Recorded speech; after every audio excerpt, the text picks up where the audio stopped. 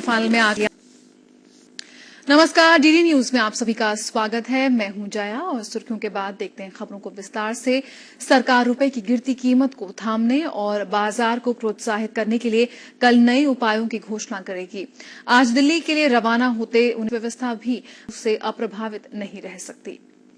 इस बीच प्रधानमंत्री डॉक्टर मनमोहन सिंह ने भारतीय अर्थव्यवस्था में किसी तरह की मंदी से इंकार करते हुए कहा कि जल्द ही फिर 7% की विकास दर हासिल कर ली जाएगी। मेक्सिको और ब्राजील में अंतर्राष्ट्रीय सम्मेलन में हिस्सा लेने के बाद स्वदेश लौटते हुए विमान में संवाददाताओं से बातचीत में प्रधानमंत्री ने कहा कि विश्व में आर्थिक मंदी की आशंकाओं के बीच विकास दर को बनाए रखने के लिए हमें मिलजुल कर काम करना होगा। फुट गहरे मासूम माही को करीब 85 घंटे की कड़ी मशक्कत के बाद भी बचाया नहीं जा सका।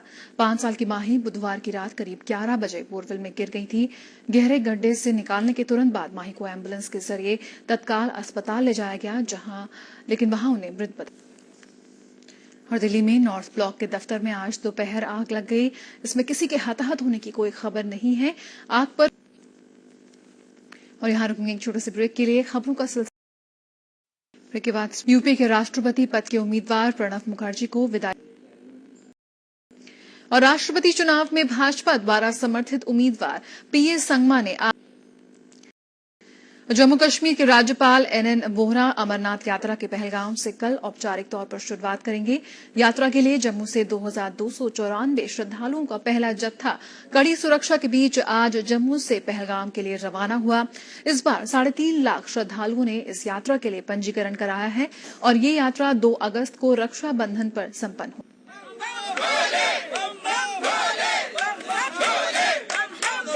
हर हर मशहूर अभिनेता की तबीयत फिर बिगड़ गई है।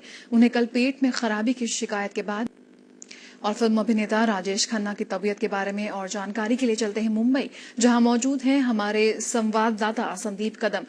संदीप, उनकी पत्नी ने जरूर ये बताया कि उनकी हालत में सुधार हो रहा है, लेकिन डॉक्टर्स का क्या कहना है कि राजेश खन्ना का पूर्णतः स्वस्थ होकर घर वापसी कर पाएंगे?